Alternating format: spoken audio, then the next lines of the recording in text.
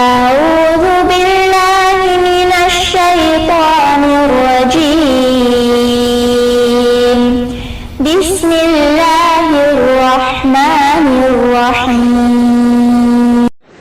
அஸ்ஸலாமு அலைக்கும் வரஹ்மத்துல்லாஹி பரகாத்துஹு. உஸ்வத்துன் ஹஸனா இஸ்லாமிய மகளிர் கல்லூரியில் பேராசிரியராக பணிபுரியக்கூடிய ஆலிமா முர்ஷிதா உங்களுடன் 5 நிமிட மதரசாவிலிருந்து ஒரு சிறிய தகவலை பகிர்ந்து கொள்கிறேன். ஆரம்பமாக இஸ்லாமிய வரலாறு. மனித நேயம். எண்ணற்ற நபிமார்களும் ரசூல்மார்களும் மனித புனிதர்களும் இந்த மண்ணில் பிறந்துள்ளனர். இவர்களில் அரிய சாதனைகள் நிகழ்த்தியோர் பலரும் உண்டு.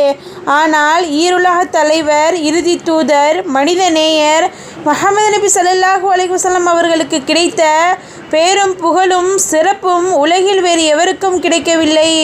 நபிகள் நாதரின் பண்பாடுகளும் வரலாறுகளும் 1400 ஆண்டுகளாக போற்றி பாதுகாக்கப்பட்டு வருகின்றன. இவற்றை படிக்கும் நடுநிலையாளர் உலக மாந்தர்கள் ஏற்க தகுந்தவைதாம். நபிகளாரின் வாழ்வு என்பதை தயங்காமல் நம்பிடுவர். அன்னலாரின் வாழ்வு குர்ஆனுக்கான விளக்க உரையாகும்.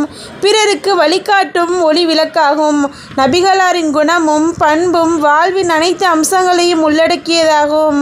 சஹாபாக்கள் அனைவரிடமும் தயக்கமின்றி சகஜமாக பழகுதல், மாற்றாரின் மனம் கோணாமல் நடந்து கொள்ளுதல், அந்நியர் மற்றும் உறவினரிடையே சமத்துவம், அனைத்து உயிரினங்களுக்கும் அன்பு செலுத்துதல் ஆகிய நற்குணம். இது போன்ற ஒரு உயரிய பண்பாளரை உலகம் உள்ளளவும் இனி காண்பது அரிதே. ஆக மொத்தம் அன்னலாரின் சொல்லும் செயலும் அல்லாஹ்வின் விருப்பத்திற்கோ குர்ஆனின் கூற்றுக்கோ மாற்றமாக இருந்ததில்லை. மனித நேய ஆர்வலர்களுக்கு அன்னலாரின் வாழ்வு ஒரு அழகிய முன்மாதிரியாகும். இரண்டாவதாக அன்னலாரின் அற்புதம். வழியெங்கும் மனம் கமழுதல்.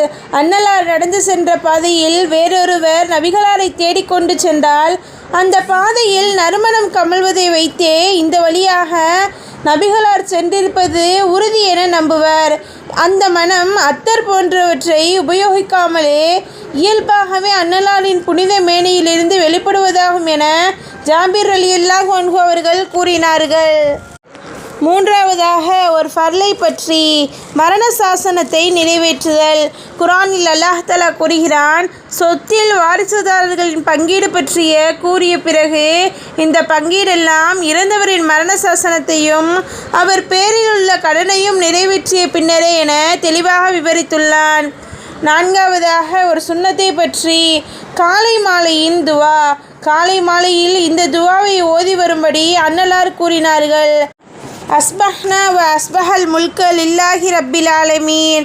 அல்லாஹும்ம இன்னி அஸ்அலுக கைரல் ஹாதல் யௌமி ஃபதஹஹு வ நஸ்ரஹு வ நூரஹு வ பரக்கத்தஹு வ ஹுதாஹு வ அஊது பிக மின் ஷர்ரி மா ஃபீஹி வ ஷர்ரி மா பஅதஹு. மாலையில் இந்த துவாவை ஓதும்போது அஸ்பஹ்னா வ அஸ்பஹ என்பதற்கு பதிலாக அம்சைனா வ அம்சா என்று கூறவும்.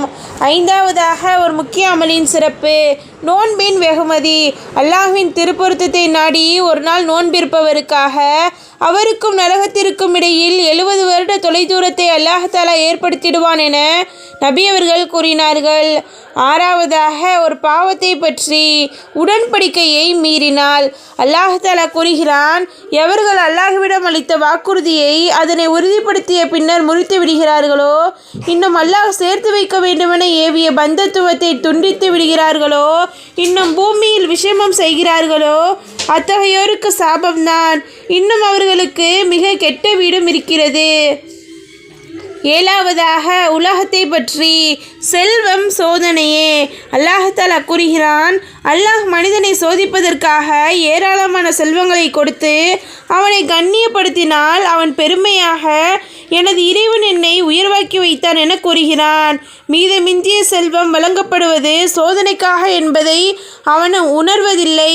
செல்வம் பெருக பெருக நாளை இறைவனிடம் கணக்கு வழக்குகளும் மிக கடுமையாக இருக்கும் என்பதை மனிதன் சிந்தனையில் கொள்ள வேண்டும்.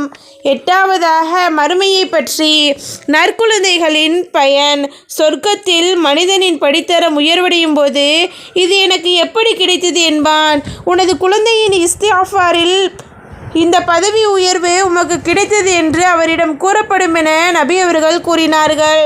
9வதாக நபி வழி மருத்துவம். காய்ச்சலுக்கு சிகிச்சை. காய்ச்சல் கண்டவர் 3 நாள் வரை குளிக்கும்போது இந்த துவாவை ஓதவும். இன்ஷா அல்லாஹ் அவர் சுகம் பெறுவார் என நபி அவர்கள் கூறினார்கள். பிஸ்மில்லா அல்லாஹும்ம இன்னமா இகத்தசல்து ரஜா ஷிஃபாயிக்க வ தஸ்தீக நபீக முஹம்மதின் ஸல்லல்லாஹு அலைஹி வஸல்லம. பொருள்: யா அல்லாஹ், உனது நிவாரணத்தை நாடியவனாக உன் தூதர் முஹம்மது நபி ஸல்லல்லாஹு அலைஹி வஸல்லம் அவர்களை மெய்ப்படுத்தியவனாக குளிக்கின்றேன். 10வதாக அன்னலாரின் அறிவுரை. துக்கம் அனுஷ்டித்தல். அல்லாஹ்வையும் மறுமை நாளையும் ஈமான் கொண்ட ஒரு பெண் பிறரின் மரணத்திற்காக 3 நாட்களுக்கு மேல் துக்கம் அனுஷ்டிப்பது தகாத செயலாகும். ஆனால் இறந்தது அவளுடைய கணவர் என்றால் அதற்காக அவள் 4 மாதம் 10 நாட்கள் துக்கம் அனுஷ்டிக்க வேண்டும். அல்ஹம்துலில்லாஹ். அஸ்ஸலாமு அலைக்கும் வரஹ்மத்துல்லாஹி வபரகாத்துஹு.